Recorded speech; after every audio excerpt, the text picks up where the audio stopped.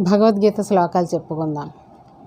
తేజ క్షమా ధృతి శౌచం అద్రోహో నాతిమానిత భవంతి సంపదం దైవీం అభిజాతస్య భారత దంభో దర్పోభిమానశ్చ క్రోధః పారుష్యమేవ చ అజ్ఞానం చాభిజాతస్య పార్థ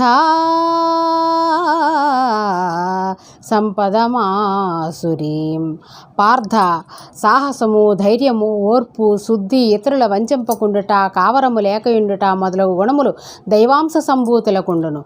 అట్లే డంబము, గర్వము, అభిమానము, క్రోధము, కఠినపు మాటలాడుట, అవివేకము మొదలగు గుణములు రాక్షసాంశమున పుట్టిన వారుకుండును.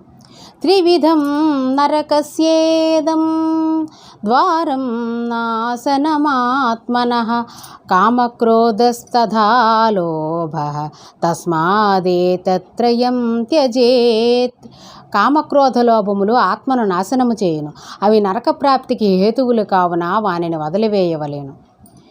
యశాస్త్ర విధిముత్సృజ్య వర్తతే కామకారకః న స సిద్ధిమవాప్నోతి న సుఖం న పరాం గతిం.